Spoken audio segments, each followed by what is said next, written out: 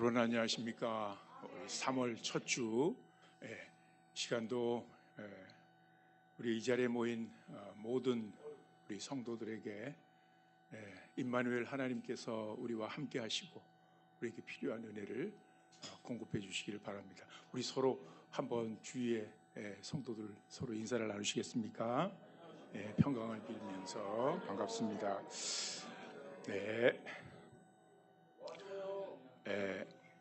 오늘은 특별히 지난 목요일에 우리 임명희 담임 목사님께서 특별한 기도 제목을 가지고 21일 동안 금식 기도를 시작하셨습니다. 그래서 저에게 이번 주 이 예배 인도를 부탁하셔서 제가 오늘은 인도를 하겠습니다.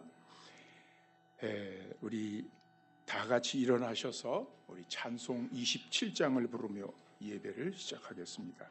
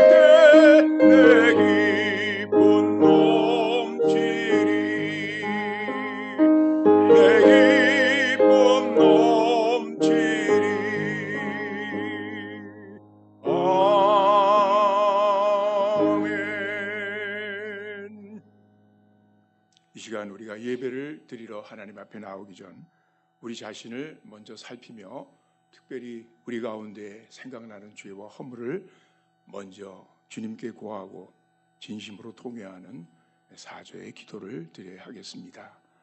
우리 마음과 생각 속에 양심이 깨우치는 우리의 생각나는 우리의 허물들을 이 시간에 주님 앞에 고하겠습니다. 주님, 저의 삶에 진정한 주인이 되어주시고 우리에게 필요한 은혜를 주심에도 불구하고 온전히 전폭적으로 하나님을 의지하고 또 하나님의 뜻에 순종하지 못한 부분들을 아버지 하나님 아십니다. 저희 연약함, 게으름과 아버지 절제하지 못하는 아버지 하나님 주님께 구하오니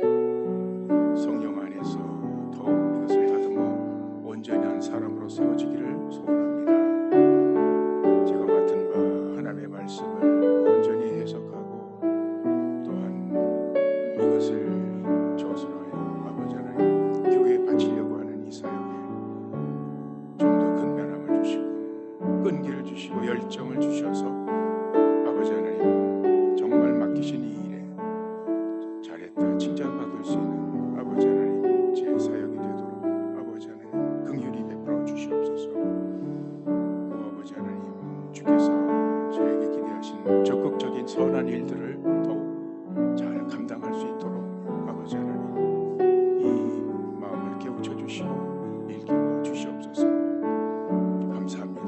오늘도 이 자리에 서게 하셨사오니 주의 사제 아버지 하나님 은혜를 힘입어 주님 앞에 나아가길 원합니다. 예수 그리스도 안에서 주님 저희를 맞아 주시옵소서. 이제 주님 앞에서 아버지 하나님 우리의 삶 가운데 생각나는 우리의 죄와 허물을 주님 앞에 고하며 이 시간도 예수 그리스도의 십자가의 보혈의 공로를 의지하여 주님의 사죄와 주님의 은혜를 간구합니다. 하나님 우리 가운데 임재하시고 우리를 더욱 성령으로 강건케 하셔서 깨우치시고 능력을 주시고 주님의 사람으로 빚어 온전히 주님께 영광되는 삶을 살게 주옵소서. 예수님의 이름으로 기원하옵나이다. 아멘. 이제 다 같이 사도신경으로 신앙 고백을 하시겠습니다. 전능하사 천지를 만드신 하나님 아버지를 내가 믿사오며 그 외아들 우리 주 예수 그리스도를 믿사오니 이는 성령으로 잉태하사 동정녀 마리아에게 나시고 본디오 빌라도에게 고난을 받으사 십자가에 못 박혀 죽으시고 장사한 지 사흘 만에 죽은 자 가운데서 다시 살아나시며 하늘에 오르사 전능하신 하나님 우편에 앉아 계시다가 저리로서 산자와 죽은 자를 심판하러 오시리라. 성령을 믿사오며 거룩한 공회와 성도가 서로 교통하는 것과 죄를 사하여 주시는 것과 몸이 다시 사는 것과 영원히 사는 것을 믿사옵나이다. 아멘. 시편 24편 교독 14번 교독문을 함께 교독하시겠습니다. 땅과 거기에 충만한 것과 세계와 그 가운데 사는 자들은 다 여호와의 것이로다.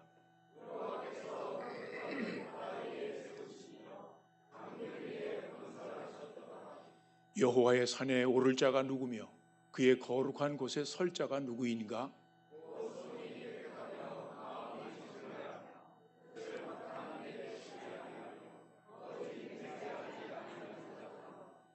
그는 여호와께 복을 받고 구원의 하나님께 의를 얻으리니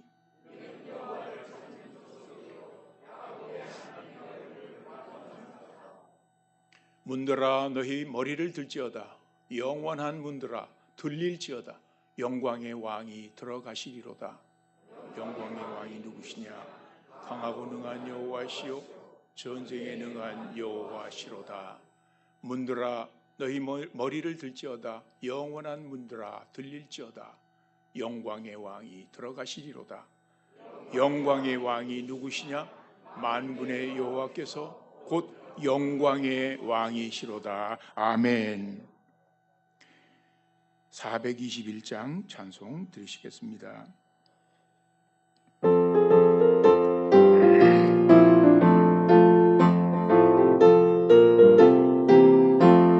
내가 예수 믿고서 죄사함 받아 나의 모든 것 다 변했네.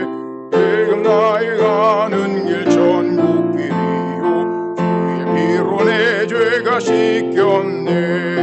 나의 모든 것 변하고 그 피로 구속받았네.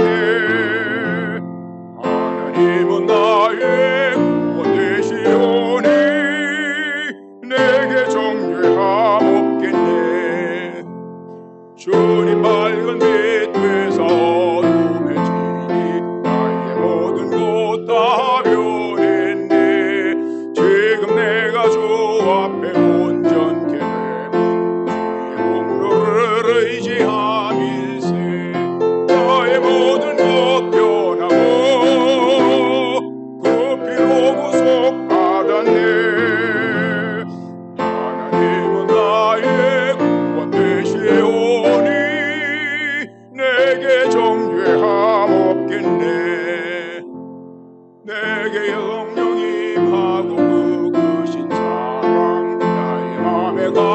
가득 채우며 모든 공포에게서 물리치시니 내 맘 항상 주 안에 있겠네.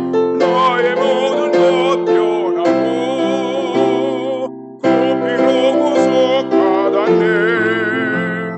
하나님은 나의 구원 되시오니 내게 정죄함 없겠네.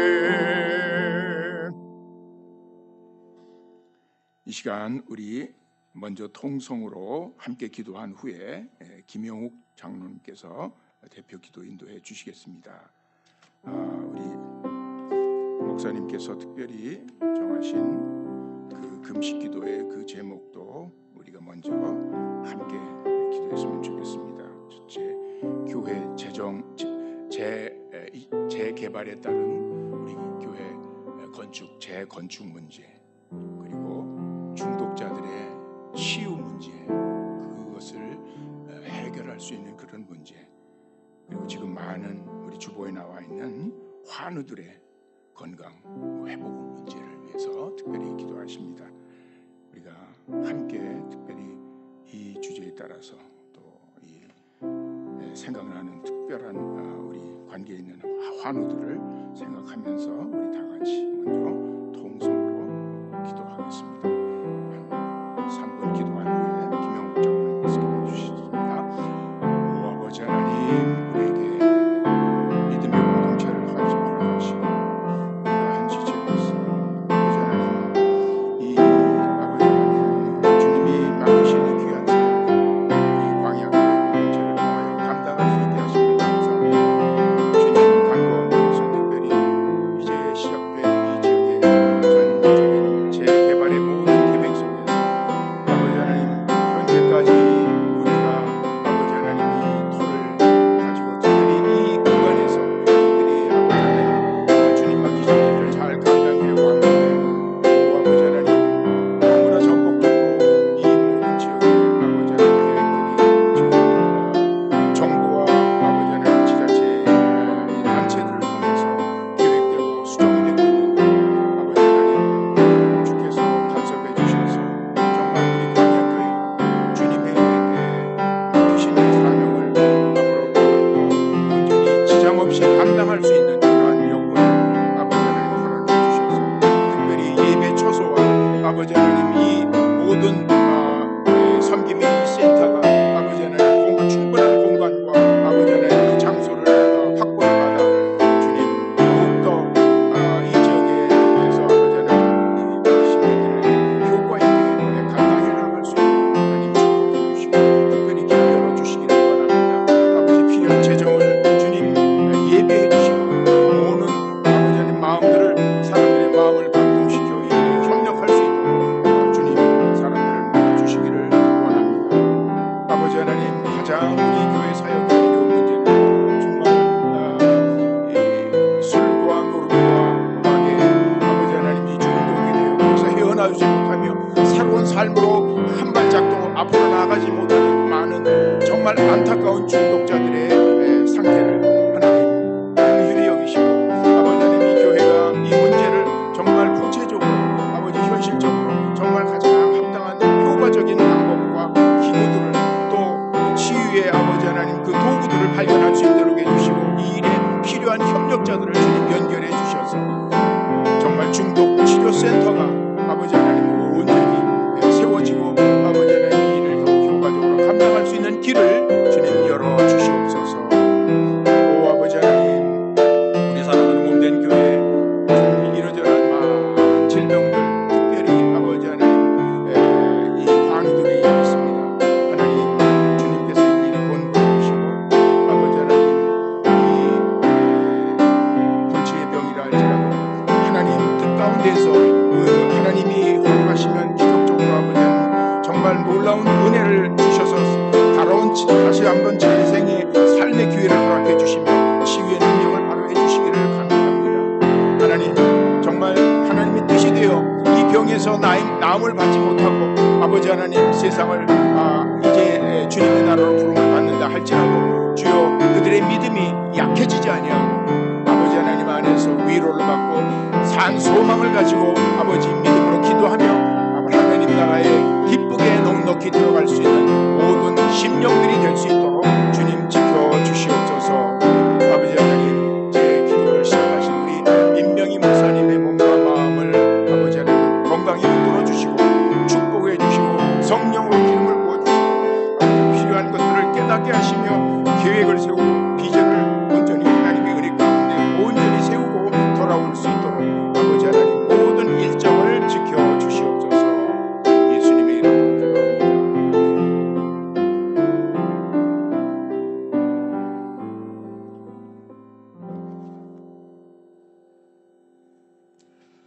사랑과 은혜가 풍성하신 하나님 감사합니다. 꽃샘 추위와 또 봄 기운이 교차하는 지난 한 주간 저희 성도들의 건강을 지켜주시고 또 주님의 날에 이렇게 주님의 전으로 발걸음을 인도해 주신 하나님 감사합니다. 지난 한 주간 하나님 저희들 세상살이에 지치고 고단한 심령을 가지고 나옵니다. 하나님 이 시간 예배를 통해서 세상에 줄 수 없는 평강과 위로를 저에게 허락하여 주시옵소서. 문을 나서면 또 밖은 험난한 세상이지만은 오늘 이 시간 예배를 통해서 받은 은혜와 또 위로로 또 희망과 용기를 가지고 또 한 주간 새롭게 시작한 한 주간 힘있게 살아가는 저희들 되게 하여 주시옵소서. 하나님 사순절을 보내고 있습니다. 저희를 위하여 독생자 예수님을 보내주신 하나님을 감사하고 찬양합니다. 그리고 저희의 죄를 대속하기 위해 험한 십자가의 길을 걸어가신 예수님을 생각합니다. 십자가를 볼 때마다 걸어가신 하나님의 그런 희생, 사랑, 또 그 십자가 위에 저희의 모든 죄를 못 박으신 그런 사랑을 기억하는 저들을 되게 하여 주시옵소서. 십자가를 볼 때마다 늘 악인의 길을 쫓지 않고 죄인의 길을 들어서지 않도록 늘 생각하는 저희들 되게 하여 주시옵고 또 저희들만 온전히 져야 할 십자가를 회피하지 않고 능히 감당하며 져 나가는 저희들을 되게 하여 주시옵소서. 보이는 것들에 마음이 동요하지 말게 하시고 또 사람에게 의지하지 말게 하여 주시고 편하지만 덫이 많은 세상 편법에 의지하지 않고 오직 말씀과 기도로 또 성령님의 인도로 세상을 살아가는 저희들 되게 하여 주시옵소서. 하나님 이곳에서 저희들 말씀 사역과 또 나눔 사역과 섬김을 한 지 40년이 넘어갑니다. 이 긴 시간 동안 이 사역들이 중단되지 않고 지속될 수 있었던 건 이 모든 것이 하나님의 은혜인 줄 압니다. 하나님 이 일을 위해서 힘쓰신 담임 목사님 하나님 건강을 지켜주시고 지금 현재 금식 기도 중인데 하나님 금식 기도가 하나님 건강을 해치면서 하나님께 나아가는 정말 생명을 두고 하는 기도입니다. 하나님 그 가운데 건강을 해치지 않도록 하나님 건강이 나빠지지 않도록 도와주시기를 간절히 기도합니다. 그 기도하는 제목들이 하나님께 다 상달되어서 저희 목사님 원하는 그 기도 속에서 이루어져서 또 하나님의 축복 속에 금식 기도를 잘 맞출 수 있도록 은혜 내려 주시옵소서. 또 이러한 나눔 사역과 섬김에는 많은 후원자와 저희 성도들의 힘이 필요합니다. 이를 위해서 힘쓴 손길들 하나님 기억하여 주시고 그 은혜에 축복을 더하셔서 사업과 또 가정이 화목하고 번창할 수 있도록 은혜를 내려 주시옵소서.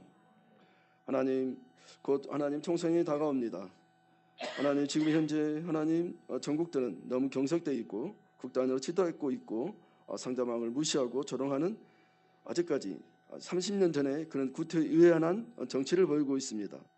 하나님, 이번 총선에는 정말 그런 구태의연한 정치를 하지 않는, 또 국가와 국민을 위해서 헌신하는, 또 당의 이익과 국가의 이익이 충돌될 때 정말 감히 국가의 이익을 위해 목소리를 내는 참신한 정치인들이 당선될 수 있도록 저희의 마음을 하나님께서 지혜를 주시옵소서.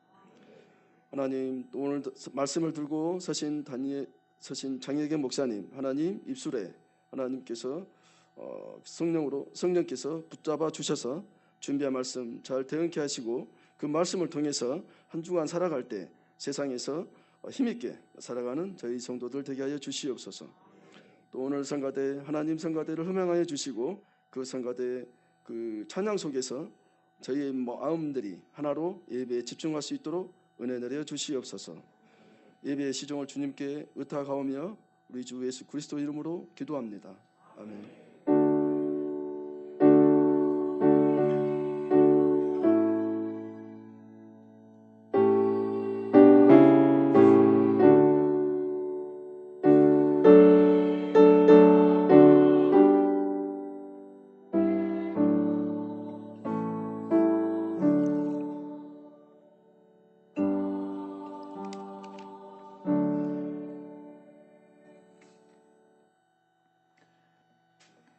이 시간 우리가 함께 읽을 하나님 말씀은 신약성경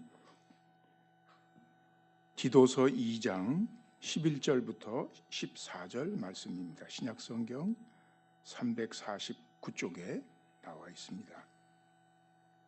디도서 2장 11절부터 14절, 저와 여러분이 교독하시겠습니다. 제가 먼저 11절 읽죠. 모든 사람에게 구원을 주시는 하나님의 은혜가 나타나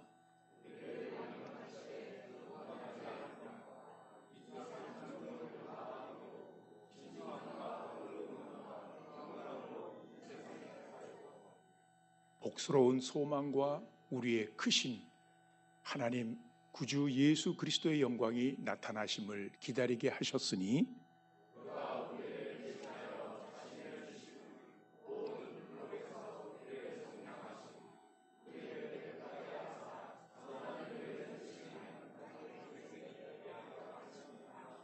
아멘. 자, 성가대 찬양 있겠습니다.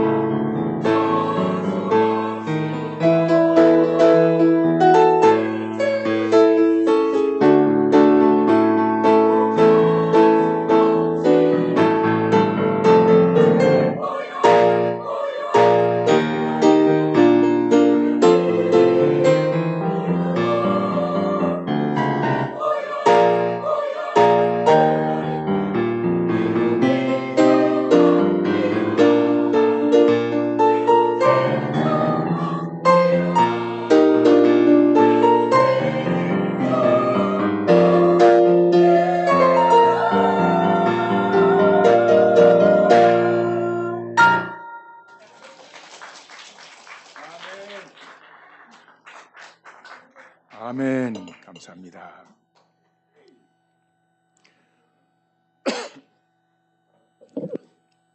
오늘 설교 제목을 저렇게 잡았습니다. 한번 같이 읽어볼까요? 은혜는 변화로 나타납니다. 주보에는 좀 더 길게 제목이 길게 잡혔죠? 저렇게 기억하시면 됩니다. 은혜는 변화로 나타납니다. 어떤 은혜를 말하는가, 어떤 변화가 나타난다는 말인가를 오늘 생각해 보려고 해요. 우리가 생각해 보려고 하는 본문은 두 군데입니다. 마태복음 13장과 디도서 2장인데, 자, 예수님께서는 하나님의 나라에 관한 진리를 가르치실 때 자주 그 쉬운 이야기, 일상생활에서 볼 수 있는 소재들을 사용해 가지고 그렇게 비유의 이야기를 드셨죠. 비유를 사용하셨습니다. 마태복음 13장에는 그런 비유들이 모아져 있어요.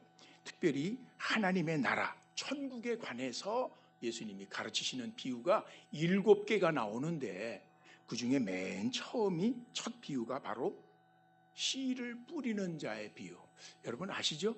씨를 뿌리는 자가 나와서 씨를 뿌리는데 그 4가지 다른 땅에 떨어진다 하면서 이야기를 하세요.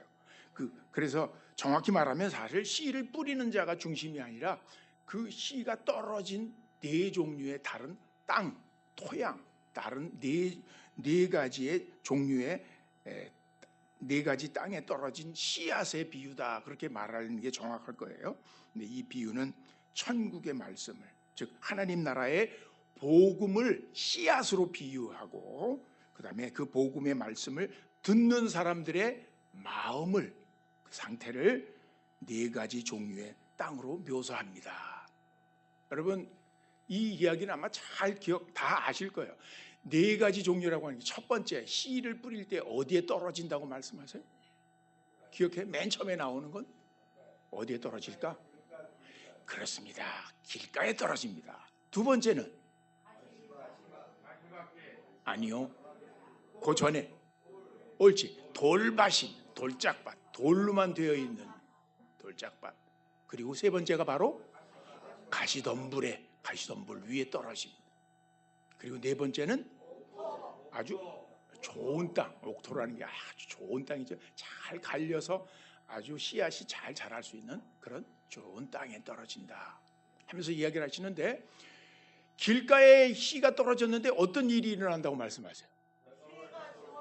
옳지, 하늘에 날던 새가 그 보더니 쉥 날라와 가지고는 쪼아 먹어버린다.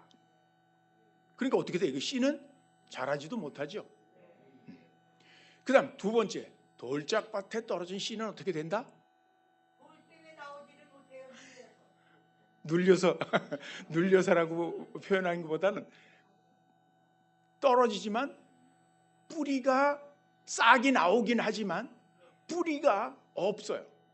그래서 어떻게, 햇빛이 쬐면 금방 말라, 그것도 죽어버려. 거기서 끝나, 죽어버리니까.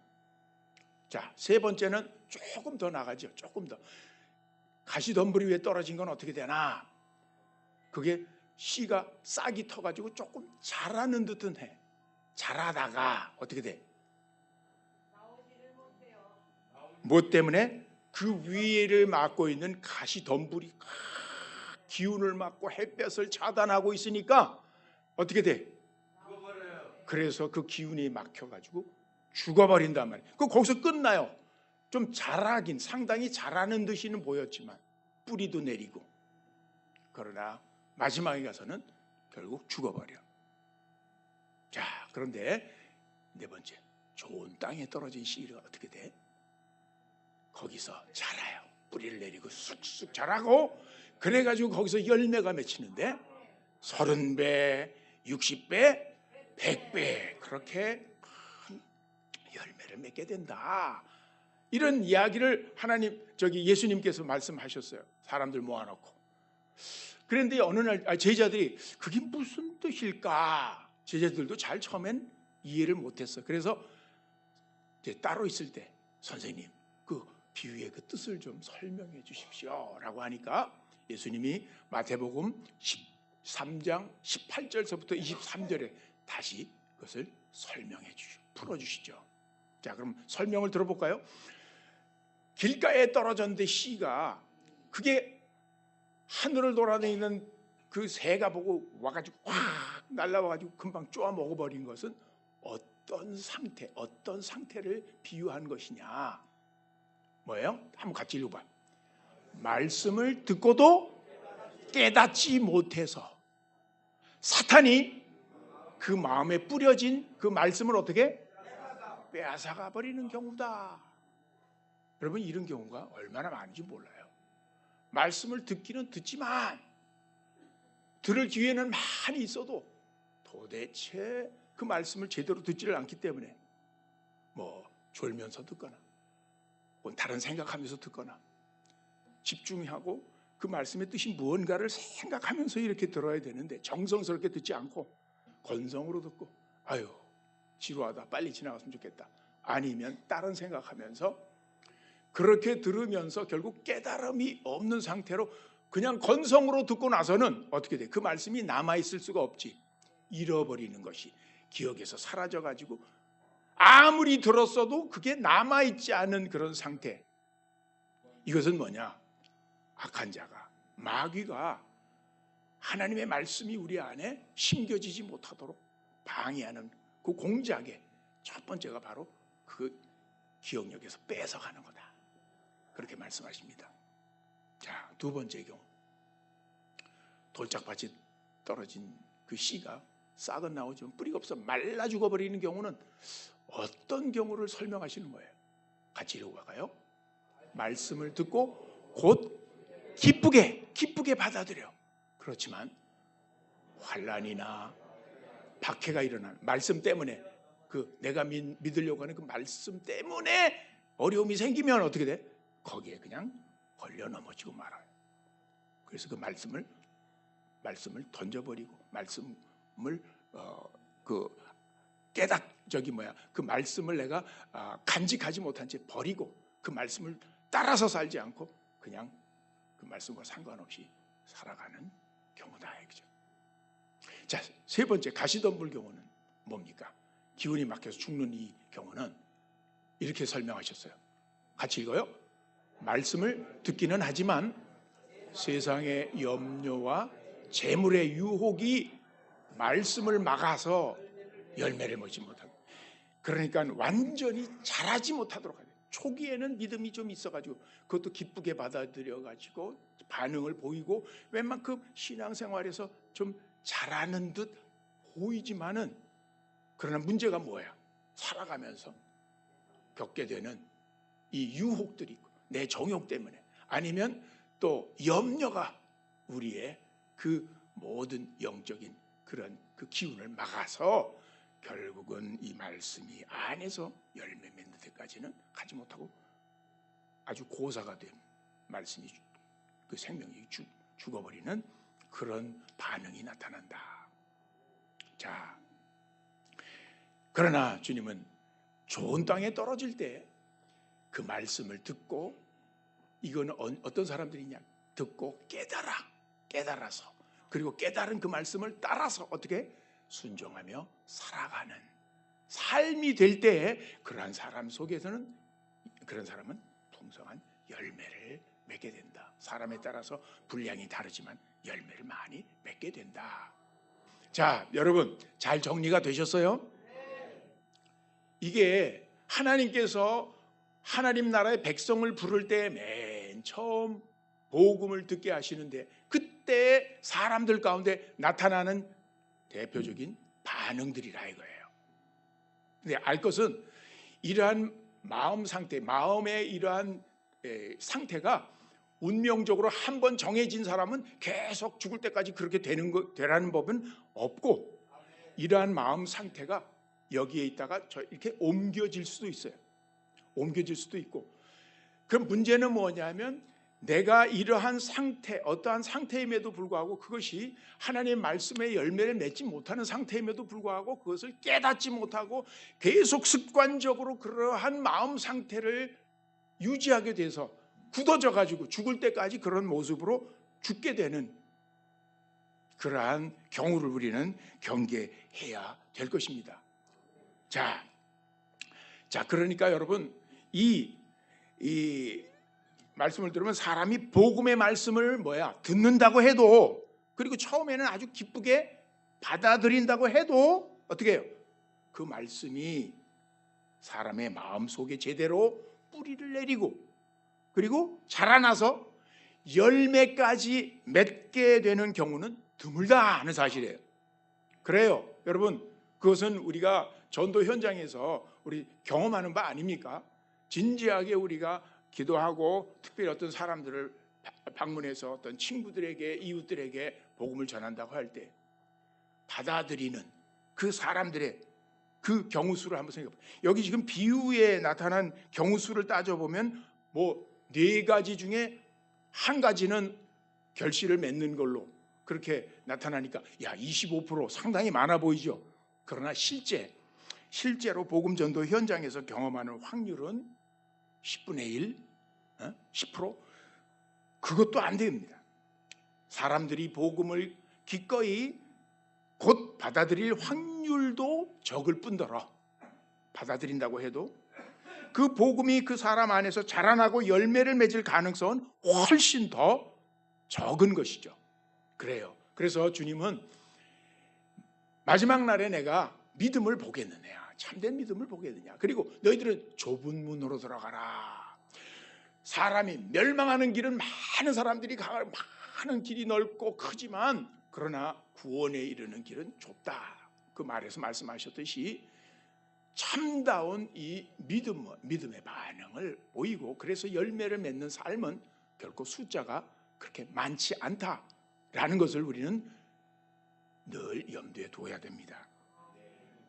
그래서 교회 안에 모여든 사람들 가운데도, 아니 지금 여기 있는 우리 중에도 길가나 돌짝밭이나 가시덤불과 같은 마음 상태에 계속 머무르며 복음의 말씀을 항상 들어도 결국 깨닫지 못하고 환난을 당해 넘어지고 세상의 염려와 유혹에 굴복해서 열매를 맺지 못하는 사람이 얼마든지 있을 수 있다라는 거예요. 여러분, 이것이 우리가 늘 우리 자신을 살펴야 될 이유이기도 합니다. 우리의 목표는 복음의 말씀을 믿을 뿐만 아니라 옥토와 같은 마음밭에 이 말씀이 자라서 그래서 열매를 풍성히 맺는 것입니다. 자, 요한복음 15장에서 주님 말씀하십니다. 너희가 열매를 많이 맺으면 내 아버지께서 영광을 받을 것이요 너희는 내 제자가 될 것이다. 주님의 참된 제자, 하나님 나라의 참된 백성은 열매를 맺는 사람들이어야 돼요. 그리고 마태복음, 이 똑같은 마태복음 7장에서 경고를 했어요. 자, 마지막 날에 많은 사람들이 나로 주여 주여 이렇게 부르겠지만 그러나 나는 그 사람들의 그 혈통이나 어떤 조건이나 그 사람들이 하는 일을 보지 않을 것이다. 그들의 뭐를 볼 것이다? 아니요, 그들의 열매를 보고 그들을 판단할 것이다. 열매, 아름다운 열매를 맺지 않는 나무마다 찍혀 불에 던지울 것이다. 이러므로 그들의 열매로 그들을 알리라 했습니다. 자, 여러분, 그러므로 열매 맺는 삶은 우리에게 꼭 필요한데 이것은 저 하나님의 은혜로 우리 안에서 이루어지고 우리가 맺을 수 있는 거예요. 우리의 힘으로 노력으로 이것은 불가능해요. 자, 그 이유들을 우리가 살펴보겠습니다. 이 성경은 우리가 오로지 하나님의 은혜로 그래서 구원을 얻는다고 가르칩니다. 우리를 구원하시는 하나님의 은혜는 3단계로 나타납니다. 자, 이 나무에 보세요. 맨 처음 이 나무가 되기 전에 뭐가 필요합니까? 말씀의 씨앗이, 아까 우리가 그 비유에서 봤듯이 말씀의 씨앗이 마음속에 떨어져 가지고 거기서 어떻게 돼요? 싹을 틔우고 그 다음에 뿌리를 내려야 되는데 그 일을 하나님이 하셔요. 하나님의 은혜로 행하시는 일입니다. 이것이 바로 우리 안에 일어난 은혜의 시작이에요. 은혜가 우리 안에 들어와서 시작되는 일입니다. 이게 구원의 시작이에요. 복음의 말씀이 들어오고 받아들여서 이 복음의 말씀이 싹 튀고 뿌리를 내리기 시작하면 하나님의 구원이 시작이 되는 겁니다. 그 다음 단계는 자, 어떻게 하나님은 교회 많은 말씀 사역자들을 통해서 이 교회 성도들을 특별히 그들에게 필요한 물과 영양을 공급하십니다. 그래서 키우십니다. 식물이 그래야지 자라죠. 이 물을 주고 거름을 주어 양육하시는 하나님의 은혜는 하나님께서 교회에 세운 말씀의 사역자들을 통해 주시는 은혜예요. 고린도전서 3장에 보면 저 구절에 보면 바울은 하나님의 교회를 하나님의 밭 아시죠? 경작하는 밭에 비유했어요. 그리고 자신은 그 밭에 복음의 말씀을 심은 사람이고 처음에 심었고 씨를 그 다음에는 어떻게 아볼로라는 동역자가 그 다음 바울 다음에 와서 아볼로는 거기에 물을 주었다. 그렇게 물을 주었다. 그러나 강조하는 것은 자라나게 하시는 분은 나도 아니고 아볼로도 아니다. 누구예요? 오직 하나님이 자라게 하셔야 자란 것이다 라고 말합니다. 이게 두 번째 하나님의 은혜의 나타남입니다.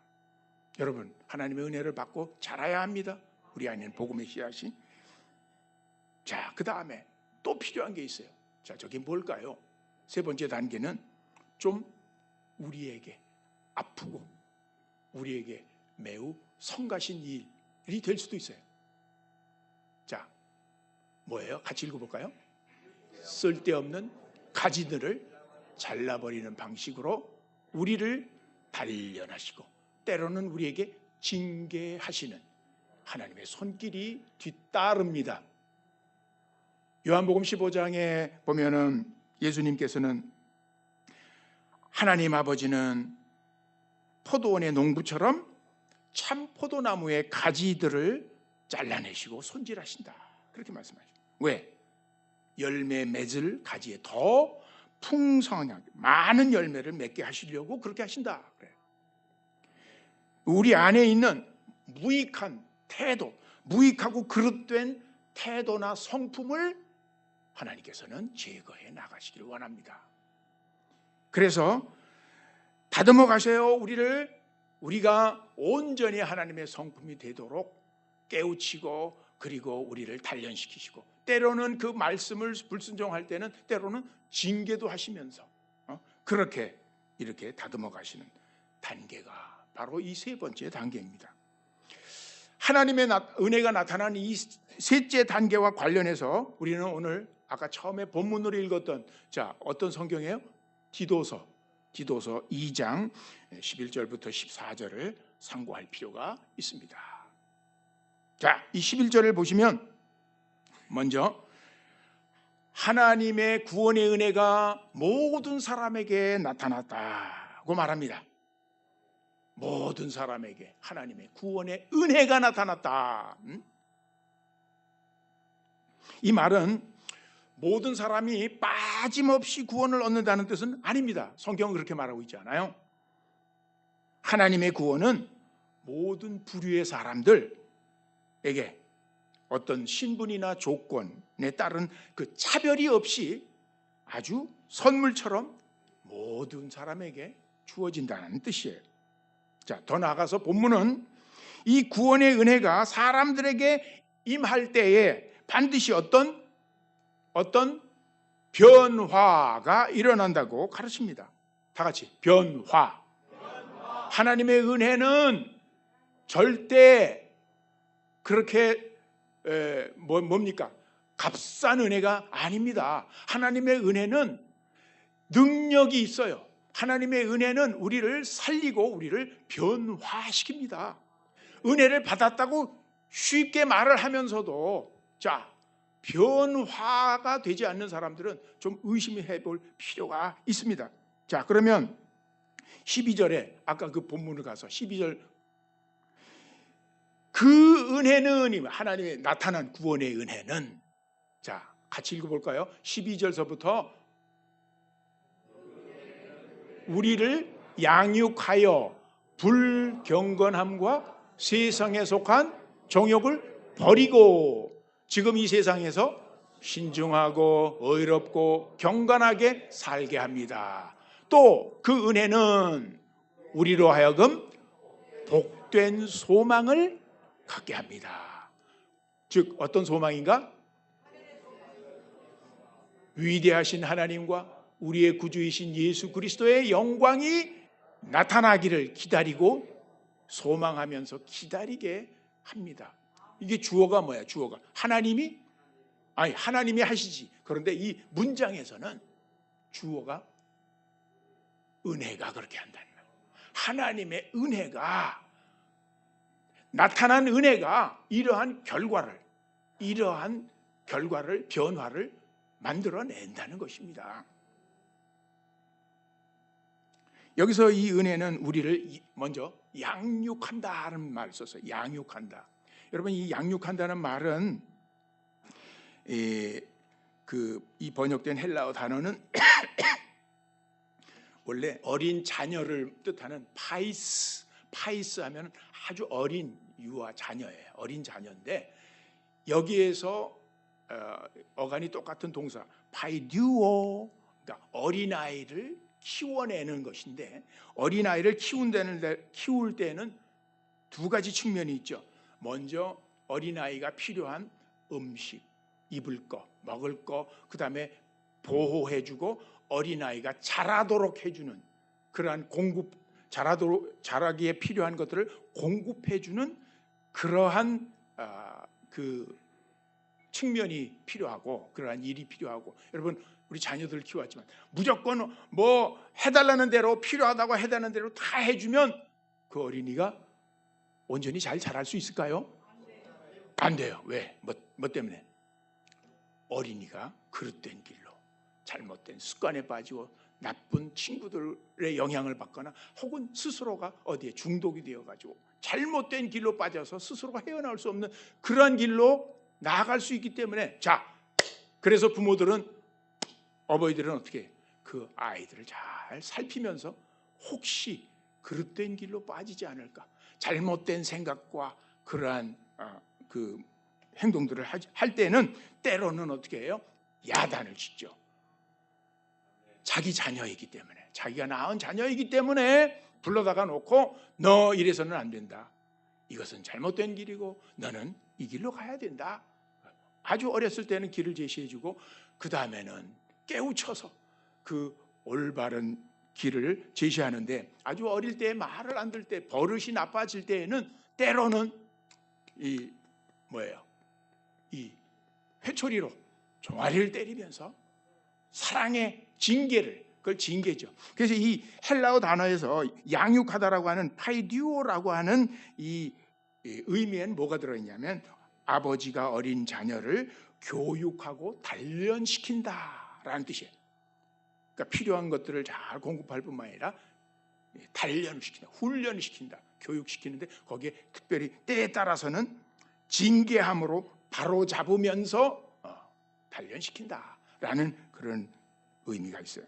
자, 이러한 의미로 사용된 성경이 히브리서 12장 6절부터 10절에 히브리서 기자는 이렇게 여러 번 이 단어를 사용하는데 우리 여기 본문에서는 은혜가 우리를 양육한다라고 했는데 이 히브리서 본문은 그것을 징계한다라고 바꿔서 번역을 했어요. 왜냐하면 문맥에 그게 더 맞기 때문에. 자, 그럼 제가 읽어보겠습니다. 표준 새 번역에 따라서 읽으면 주님께서는 사랑하시는 사람들을 징계하시고 자녀로 받아들이는 자마다 채찍질 하신다. 구약 성경에 있는 걸 인용했어요. 징계를 받을 때 여러분 참아내십시오. 하나님께서는 자녀들에게 대하듯이 여러분에게 대하십니다. 아버지가 징계하지 않는 자녀가 어디 있겠습니까? 모든 자녀가 받는 징계를 여러분이 받지 않는다고 하면 여러분은 사생아이지 참 자녀가 아닙니다. 이해하시겠죠? 우리가 육신의 아버지도 우리를 훈육자로 모시고 공경하거든 하물며 영들의 아버지께 복종하고 살아야 한다는 것은 더욱더 당연한 일이 아니겠습니까? 육신의 아버지는 잠시 동안 이 세상 사는 동안 자기들의 생각대로 우리를 징계하였지만 하나님께서는 우리를 자기의 거룩하심에 참여하게 하시려고, 즉 우리를 거룩한 성품을 함께 본받게 하기 위하여 우리에게 유익이 되도록 뭐 하십니다? 징계하십니다. 징계하십니다. 그러므로 본문 이 11절부터 12절 상절은 구원의 은혜를, 이 은총을 입은 사람이 반드시 뭘 거치게 되어 있느냐? 교육과 훈련의 과정을 거치게 되어 있다 말해줘요. 이 훈련 과정은 때때로 우리가 달갑지 않은 징계가 포함되기도 한단 말이에요. 자, 그러면 구체적으로 이 훈련의 내용은 무엇일까? 12절 하반절에서 13절까지 아까 우리가 읽어봤습니다. 구원하시는 하나님의 은혜가 우리에게 나타나게 되면 우선 맨 먼저, 자, 저기에 나왔죠. 불경건함과 세상에 속한 정욕을 뭐예요? 버리게 하시고. 자, 이게 첫 번째. 믿기 이전에 우리 과거의 삶을 청산하게 하시는 거죠. 즉 우리 안에 버려야 할 것들을 버리도록 훈련하십니다. 버려야 할 것이 뭘까요? 자, 12절에 그 결과로 하나님의 은혜가 나타나, 그래가지고 우리에게 나타나는 결과 첫 번째, 불경건함과 세상에 속한 욕심을 버리게 하시는데, 이 불경건이란 뭡니까? 불경건, 경건의 반대죠. 불경건은 불신앙과 그리고 더 나아가서 우상숭배를 암시하는 말이에요. 특별히 하나님이 없다라고 생각하면서 하나님을 인정치 않고 제 멋대로 살아가는 이 자연인 불신자들의 태도를 불경건, 하나님 없음. 그래서 영어로는 ungodliness, 불경건한 사람은 ungodly, 하나님 없는 것처럼 이렇게 생각합니다. 자, 이렇게 말할 수 있는데 사도 바울은 이 로마서 1장에서 온 인류를 곤경에 빠뜨린 가장 근원적인 이유가 바로 불경건이라고 지적합니다. 바로 그것, 불경건이 인간의 모든 뒤에 따라 나오는 불의, 그 모든 죄악의 원천이고, 그 때문에 하나님의 뭐가 나타난다? 하나님의 진노가 하늘로부터 나타나고 있다라고 말하고 있어요. 자, 불경건을 타고난 거예요. 아담의 후손으로서 우리는 타고난 거예요. 이것들을 먼저 버려요. 하나님 없이 살아가려고 하는 태도를 버리도록. 그 다음 두 번째는 뭐예요? 이 세상에 속한 욕심을 버리게 하셔요. 이게 뭘까? 여러 가지로 정의할 수 있겠지만 하나님 나라로 가져갈 수 없는 것들에 대한 욕심, 이렇게 어떤 신학자가 표현했는데 그것 굉장히 아주 의미가 있다 생각해요. 마음에 이런 욕심이 가득한 사람은 하나님한테 기도해도 내가 이 욕심을 참아 내가 꺼내놓고 하나님 이거 이루게 해주십시오라고 기도하기가 좀 꺼려지는 그런 욕심들, 이런 욕심이 가득한 사람은 하나님의 다스림을, 하나님 통치를 받을 수가 없어요. 그래서 결국은 하나님 나라에 들어갈 수가 없는 겁니다. 이런 욕심을 가지고는. 자, 이걸 버리게 하신다 하는데, 버리다라고 하니 번역된 단어는 보통 다른 곳에서는 부인하다, 거부하다 이렇게 또 번역되기도 한 동사예요. 이것은 누구의 권리를 인정하지 않고 그 요구를 들어주지 않는다라는 뜻을 내포합니다. 우리가 잘 아는 성경, 예수님이 하신 말씀 중에서 누구든지 나를 따라오려거든 자기를 어떻게 하고? 부인하고. 바로 여기서 이 버린다는 동사하고 똑같아요. 자기를 버리고, 즉 부인하고, 자기를 부인하고 날마다 제 십자가를 지고 나를 따를 것이다.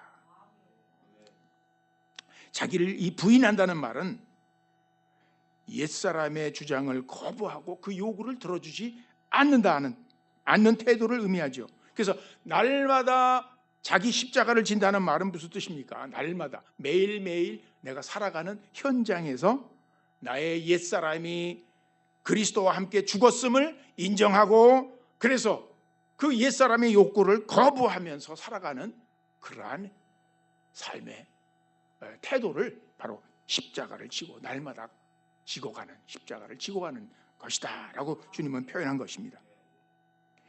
자, 구원의 은혜를 받았다는 신자들이 왜 자주 세상 사람과는 전혀 다름없는 삶을 사는 것일까? 이게 심각한 그런 문제이기도 합니다.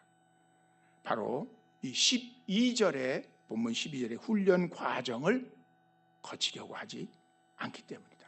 그렇게 말할 수 있어요.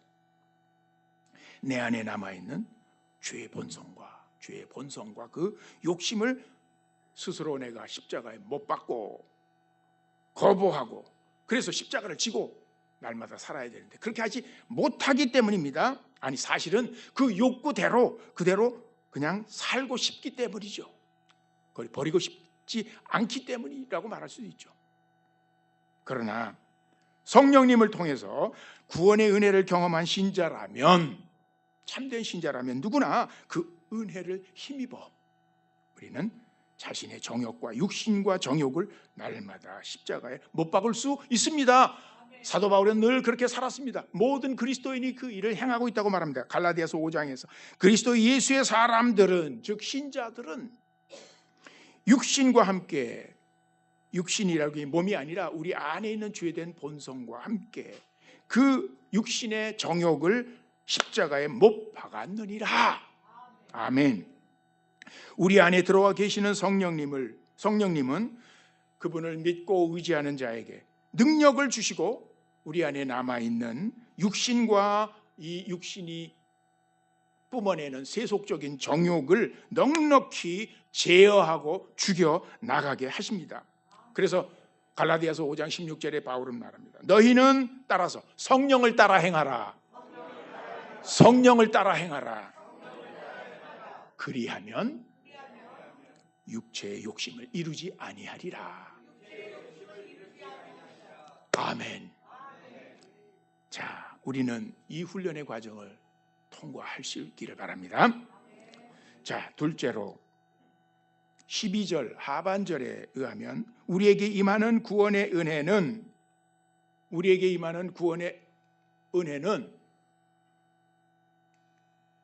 이 세상에서 신중하고 의롭고 그 다음에 경건하게 살게 하십니다. 그렇게 우리를 훈련시킵니다. 하나님의 은혜가. 다시 말하면 지금 이 땅에서, 이 세상, 이 땅에서 삶은 하나님이 우리에게 마련하신 최적의 교육장과 훈련소가 되는 셈입니다. 이 땅에서, 이 훈련소에서 우리가 배우고 갖춰야 할 자세가 저기 세 가지로 나와 있어요. 자, 첫째, 먼저 여기서 신중하게 살게 하시는데, 신중하다는 말이 본래는 이 자신의 정욕과 충동을 자제한다는 그러한 뜻을 가지고 있습니다. 이 신중하다는 말은 나 자신에 대한 태도를 훈련하는 것이에요. 그래서 하나님이 주신 구원의 은혜는 먼저 나 자신을 통제하게 만든단 말이에요.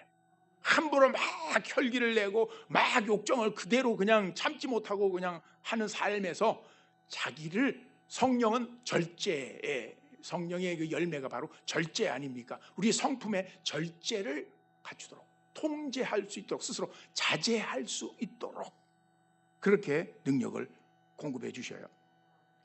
내 욕망과 충동을 제어하고, 바울이 말하는 것처럼 내 몸을 쳐서 복종시키는 것입니다. 왜요? 왜 그렇게 해야 됩니까? 구원의 은혜가 아까 씨 뿌리는 자의 가시덤불이나 돌짝밭에 있는 것처럼 조금 은혜가 들어와서 뿌리를 내는 듯 하지만 그러나 자라지 못하도록, 힘을 쓰지 못하도록 방해하는 여러 고질적인 요소들이, 그 쓴 뿌리들이 바로 내 안에 있기 때문에 우리는 나 자신을 그렇게 통제하는 것을 배워야 합니다. 둘째, 다음으로 의롭게 살게 하시는데, 이건 다른 사람에 대한 자세입니다. 다른 사람에 대한 자세도 변하게 돼요. 그리스도를 믿음으로 우리는 하나님께 의롭다 하심을 받았어요. 이게 바로 구원을 받았습니다.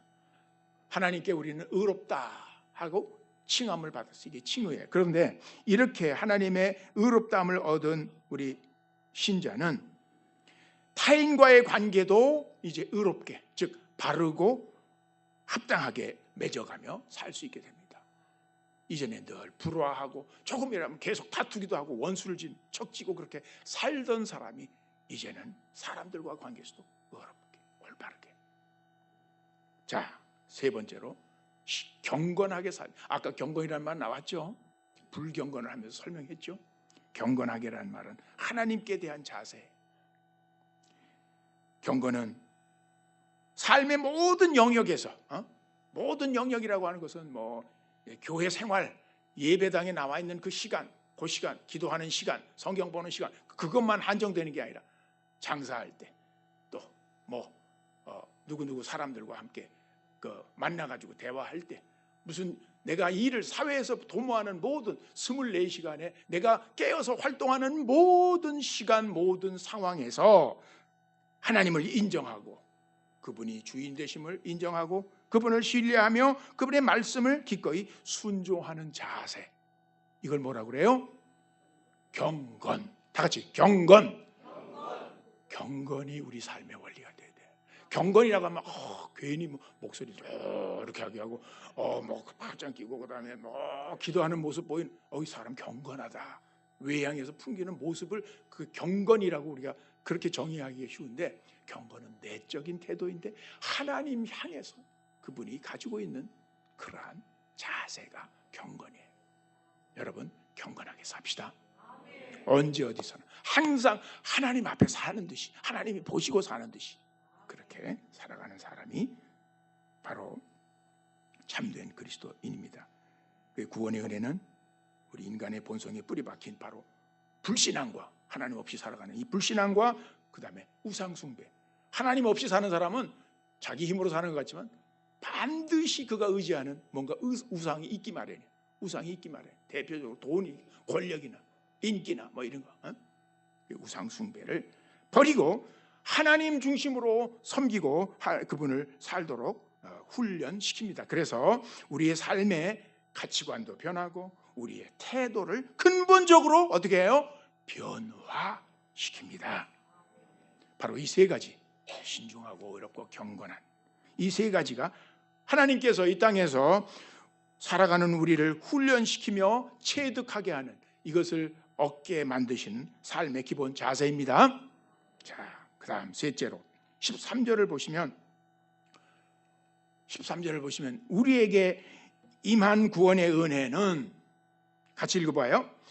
예수님의 재림과 하나님 나라의 영광을 소망하게 하십니다. 자, 이건 이 땅에서는 이런 자세로 갖추어서 살게 하시고, 이 땅에서 그냥 영영 자는 게 아니라 그 다음 특별히 중요한 것은 이제 눈을, 우리가 바라보는 하나님 나라의 그 미래를, 우리에게 펼쳐질 미래를 향해서는 소망을 갖게 하셔.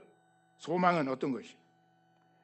여기 예수 그리스도의 영광이 나타나심을 기다리게 하셨다는 것은 예수님의 재림, 다시 오시는 예수님은 권세와 영광 중에 오시잖아요. 그것이 바로 복음이 약속하고 있는 이제 남아있는 이루어지지 않은 약속인데, 바로 그때 이 예수님이 그렇게 영광 가운데 다시 오실 것을 고대하며 우리는 기다리게 하는데, 그 이유는 무엇입니까? 왜 우리가 그날을 기다립니까? 그분이 다시 오실 그때에 우리도 변화될 것이기 때문에, 우리가 완전한 구원을 얻게 될 것이기 때문에. 지금 우리는 구원 얻었어요. 그러나 이 구원은 완성되지는 못했거든요. 진행 중에 있어요. 구원은 우리의 영이 하나님 앞에 거듭났고 죄사함을 받았고 지금 여기서 살아가면서 성령이 우리 안에 내주하시면서 하나님의 뜻을 순종하며 살아가는 이러한 정도의 구원을 받았어요. 그러나 우리의 몸이 완전히 죄와 그리고 사망의 영향력에서 완전히 벗어나는 그런 구원은 아직 일어나지 않았어요. 그건 언제 일어납니까? 예수님이 영광 가운데 다시 오실 그때에, 그 종말의 때에 우리의 몸도 변화될 겁니다. 어떻게? 예수님의 부활하신 몸과 같이 영광의 몸, 부활의 몸을 입게 될 것입니다. 자, 여기에 대해서는 빌립보서 3장 20절 21절이 말합니다. 우리의 시민권은 하늘에 있으니 우리는 그곳으로부터 하늘로부터 구주로 오실 주 예수 그리스도를 기다리고 있다. 고대하고 있다. 그분은 만물을 복종시킬 수 있는 능력으로, 따라서요, 우리의 비천한 몸을 변화시키셔서 그분의 영광스러운 몸과 같은 모습이 되게 하실 것이다. 아멘, 할렐루야. 그래서 이때가 되면 우리는 하나님의 능력으로 영광스럽게 변할 것입니다. 이게 바로 영화예요. 영화. 영광스럽게 변화되는 것이다. 이게 현재는 바울은 얘기해. 이 몸은 낮은 몸이다. 높은 몸이 아니라 낮은 몸이다. 약한 몸이다. 약하죠. 우리 몸은 굉장히 취약합니다. 여러 가지. 그리고 또 이 몸은 썩을 몸이다. 이렇게 표현해요. 그런데 이 약한 몸, 낮은 몸, 썩을 몸까지도 이제 죄와 사망의 영향에서 완전히 해방되는 그날 하나님의 구원은 완성될 겁니다. 그리고 영원한 하나님의 나라가 영광 가운데 세워지고 우리는 그 나라에 들어가게 될 것이, 거기에 합당한 몸을 입고. 자, 이게 우리의 구원의 완성입니다. 바울은 13절에서 이러한 기다림, 이러한 소망을 가리켜 다 같이 복스러운 소망. 예, 정말 우리가 이 소망을 귀하게 여깁니까? 복되다고. 이 소망이야말로 신약시대 이후의 모든 성도들에게 공통된 표지였습니다. 그래서 그들이 고난과 박해를 받을 때에는 그걸 넉넉히 이겨낼 수 있는 버팀목이 바로 이런 소망이에요.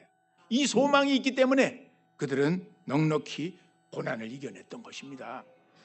로마서 8장 18절에 현재 우리가 겪는 고난은 장차 우리에게 나타날 영광과 견주면 아무것도 아니라고 생각합니다. 그렇게 생각합니까? 고린도후서 4장에서는 지금 우리가 겪는 일시적인 가벼운 고난은 비교할 수 없을 정도로 영원하고 크나큰 영광을 우리에게 이루어 줍니다. 우리는 보이는 것을 바라보는 것이 아니라 보이지 않는 것을 바라봅니다. 보이는 것은 잠깐이지만 보이지 않는 것이 영원하기 때문입니다. 하나님께서는 그분의 백성들에게 구원의 은혜를 베풀어 그들에게 이 산 소망을 주십니다. 그래서 그들이 상속받을 썩지 않고 더러워지지 않고 낡아 없어지지 않는 그러한 유산을 바라보게 하십니다. 바로 이것이 지금 우리에게도 지금 당하는 현실의 어려움이 있다 하면 그 현실의 어려움들을 좀 비교해서 상대화시켜서 이게 결정적인 것이 아니고 이것보다 나는 엄청 더 큰 영광을 지금 받게 될 것이다 라고 하는 것을 견주어서 이걸 극복해 나갈 수 있는 삶의 동기와 목적이 되어야 합니다. 자, 마지막으로 14절, 본문 14절은 하나님이 십자가를 통해 우리를 구원하신 목적이 무엇인지를 보여줍니다. 여러분, 그 12절에 이렇게 되어 있습니다. 아까 그 본문에 그리스도께서는 우리를 위하여 자기 몸을 내주셨습니다. 이게 십자가에 달리셨다는 거예요. 그 목적은 우리를 그의 피로 모든 불법에서 건져내시고 값을 치고 속량하시고 그리고 깨끗하게 하셔서, 자, 따라서 하세요. 선한 일에 열심을 내는 당신의 백성이 되게 하시려는 것입니다. 이게 바로 예수님이 십자가에 달리신 목적이다. 이렇게 생각해보고 살아요? 그러면은 우리는 얼마나 우리의 삶에서 하나님이 기뻐하시는 선한 일에 좀 더 열심을 내야 해야 할까? 동기를 부여받지 않아요? 구원의 목적에 따른 선한 일이 등장합니다. 여기서 비로소 선행이라는 거예요. 그것은 하나님의 구원하시는 은혜가 우리에게 일으키는 결과입니다. 여러분, 이거 혼돈해서는 안 됩니다. 하나님의 구원하시는 은혜가 우리에게 들어와서 은혜가 만들어낸 결과, 열매예요. 네? 선행은 구원의 열매. 따라서 선행은 구원받은 자의 열매다. 그런데 어떤 사람들은 오늘날도 구원의 은혜를 받기 위해서는, 즉 마지막 날 우리가 의를 얻기 위해서는, 칭의를 얻기 위해서는, 그래서 구원을 얻기 위해서는 우리에게 행위로 행위가 근거가 돼서 행위의 근거에서 행위가 바로 절대적인 그러한 조건이 되어서 그것이 그 근거로 우리가 심판도 받고 구원을 얻는다 라고 해요. 아닙니다. 선한 일은 이 다음에 등장하는 겁니다. 하나님의 은혜를 받은 다음에 성도들의 변화된 삶에서 선행이 이제 열매 맺듯이 나타나는 결과. 우리의 선행은 하나님께서 저기 보면 본문에 그렇게 얘기했죠. 우리를 택하셨을 때 이미 그분의 마음속에 품고 계셨던 계획이었습니다. 여러분, 이 본문에서도 얘기하고 있지만 똑같은 요점이 에베소서 2장 10절에서도 확인되죠. 여러분은 믿음을 통해 은혜로 구원을 얻었습니다. 이것은 여러분에게서 난 것이 아니고 하나님의 선물입니다. 또 강조해. 여러분 행위 때문에 구원받은 거 아닙니다. 아무도 자랑하지 마십시오. 그러면서 얘기해. 자, 그럼 10절이 중요해. 그런데 그거까지만 딱 읽고 잊어버리지 말고 10절과 항상 붙여서 읽으세요. 자, 우리는 하나님의 작품입니다. 그 다음 뭐라고 해요? 선한 일을 하게 하시려고 하나님께서 그리스도 예수 안에서 우리를 창조하셨습니다. 이런 목적으로 우리를 창조하셨대. 그래서 하나님께서 이렇게 미리 창세전부터 준비하신 것은 우리가 선한 일을 하며 살아가게 하시려는 것입니다. 그리스도 안에서 우리를 새 사람을 만드시고 그래서 지으시고 그래서 구원을 하시려고 하는 목적이 궁극적으로는 하나님의 기뻐하시는 선한 일에 열심히 있는 백성으로 살도록 하시기 위해서. 그러므로 구원의 은혜를 경험한 신자라면, 자, 이제 오늘 본문 말씀 마칩니다. 오늘 본문이 분명히 가르치는 것처럼 시간이 감에 따라 반드시 어떤 여러 가지 변화의 열매가 나타나야 합니다. 이것이 하나님의 양육을 받고 있는 자녀들의 증거, 참 자녀들의 증거고 또 내 믿음이 살아있다는 증거입니다. 죽은 믿음이 아니라 거짓 믿음이 아니라 살아있는 믿음을 내가 가지고 있구나. 오랫동안 교회에 출석하고 있으면서도 방탕한 삶의 방식을 청산하지 않고 하나님 중심으로 자기 자신을 절제하지도 않고 타인과 올바른 관계를 맺지 않고 하나님 중심으로 경건히 살지 않으며 천국에 대한 소망도 전혀 찾아볼 수 없다면, 자, 두려운 마음으로 우리는 자신을 살펴야만 합니다. 살펴야 합니다. 바울 사도는 이렇게 얘기했어요. 여러분은 자기가 믿음 안에 있는지를 스스로 시험해보고 스스로 검증해 보십시오. 이것을 우리 스스로가 해야 됩니다. 다른 사람 못 해줍니다. 다른 사람 몰라요. 나만 알아요. 하나님 앞에 내가 누구인지를 이렇게 스스로 확인하고 살펴봐야 합니다. 만일 내 안에 그런 변화가 나타나지 않고 있다면 우리 죄를 깨닫게 하시는 성령님의 도우심을 간절히 구해야 합니다. 그래서 진정한 회개를 해야 됩니다. 바로 이 시점에 우리는 금식기도 같은 것이 필요해요. 금식기도는 내가 이제는 이 문제가 해결되기 전엔 죽어도 좋다. 나는 정말 이것이 목숨처럼 귀중하다.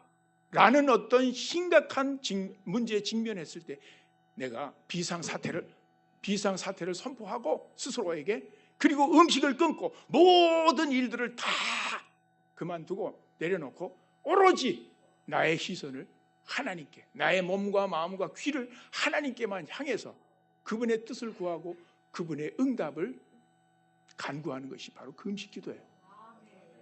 이렇게 나의 숨어있던 불경건과 불의가 하나님 앞에서 드러나고 그 모든 죄를 예수 그리스도께서 십자가의 보혈로 씻어주셨다는 그런 확신이 서기까지 우리는 회개의 자리에 머물러야 합니다.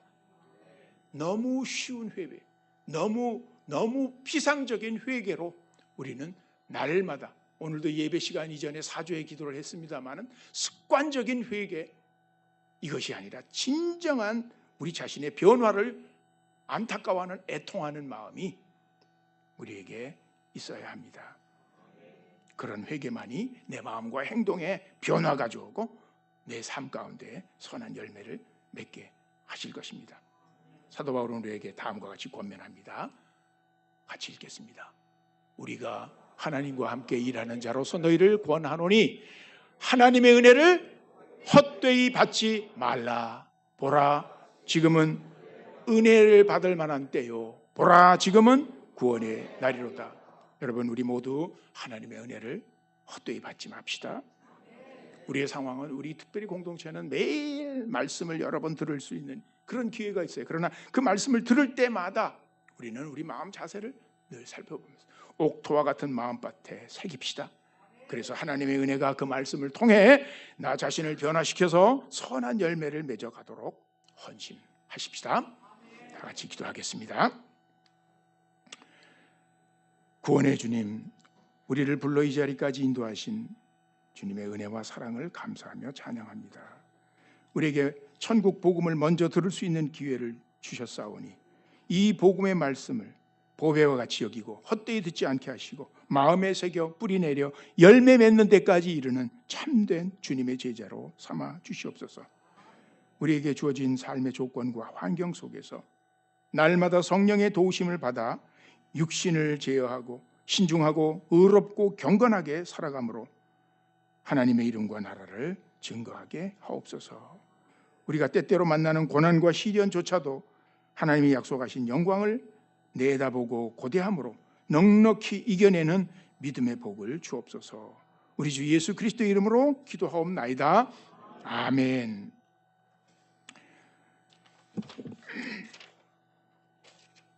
자, 이제 준비하신 헌금 드리겠습니다. 찬송 424장 부르시면서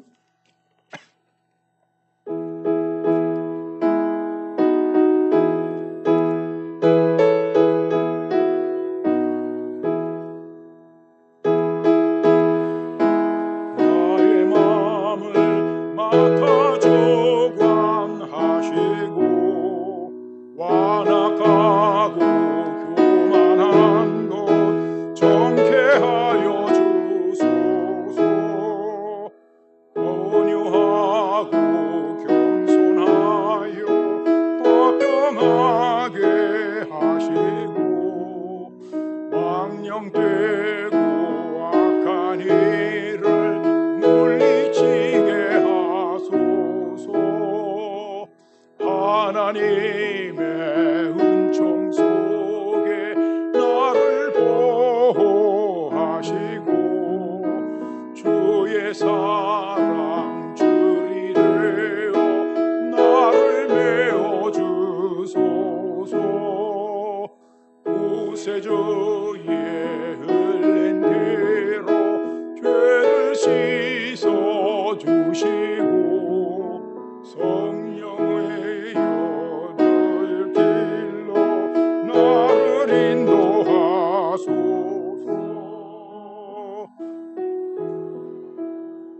3절 4절 다시 부르겠습니다. 하나님의 은총 속에 나를 보호하시고 주의 사랑 줄이 되어 나를 메워주소서. 구세주의 흘린 피로 죄를 씻어주시고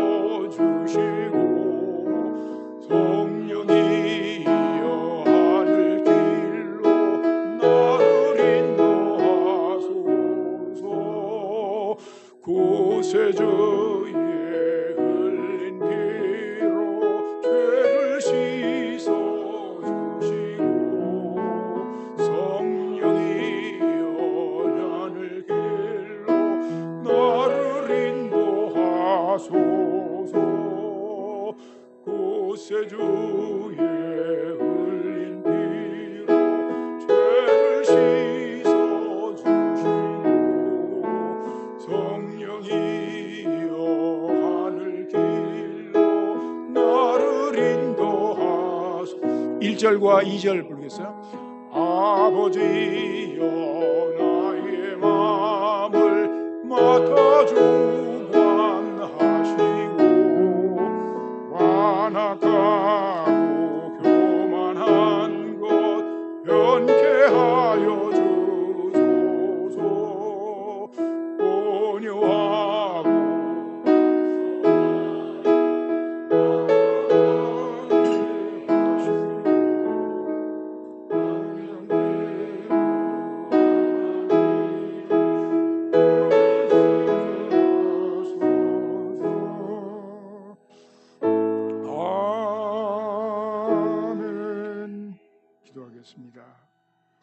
저희가 지닌 모든 것이 다 주님께서 주신 것입니다.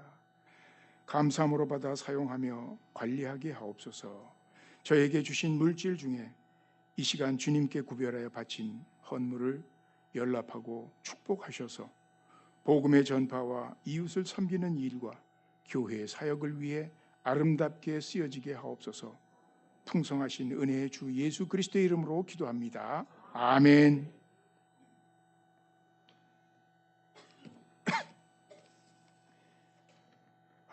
광고를 처음에 제가 빠뜨렸습니다. 네, 여러분 게시판, 주보의 게시판을 봐주시기 바랍니다.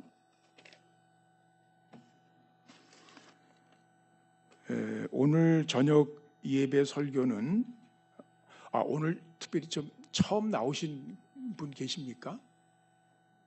안 계십니까? 네. 저녁 예배는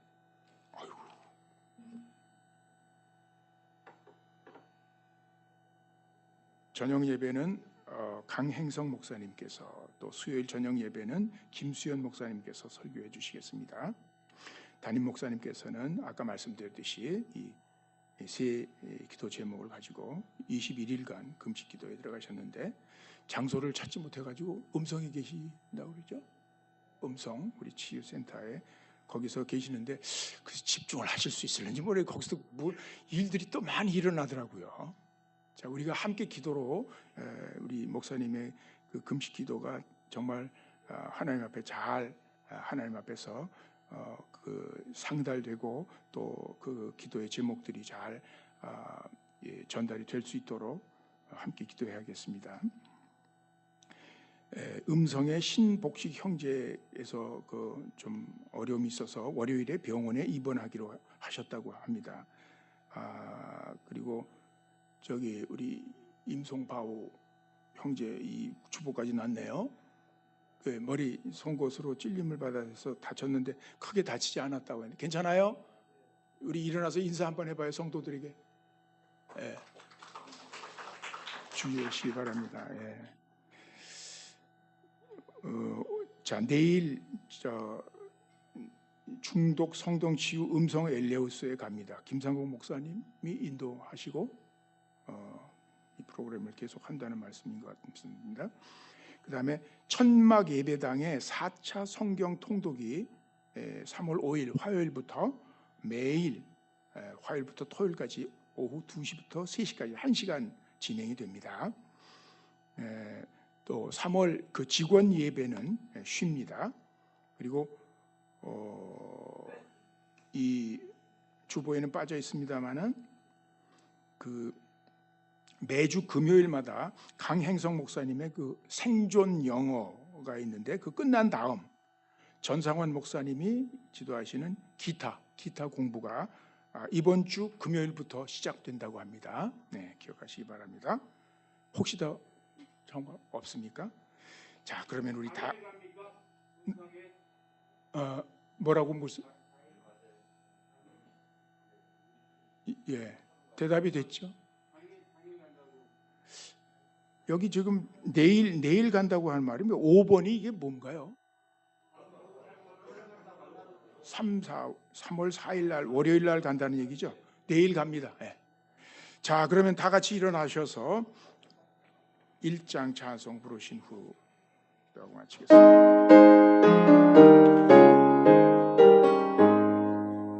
만복의 근원 하나님 온 백성 찬송 드리고 저 천사여 찬송하세 찬송 성부 성자 성령 아멘. 지금은 우리 주 예수 그리스도의 은혜와 아버지 하나님의 사랑과 성령 하나님의 친교와 감화와 충만하심이 광야교회 공동체 모든 지체들과 그리고 이 시간에 함께 예배드리는 모든 지체들 위해 항상 함께 하시기를 축복하며 기원합니다. 아멘.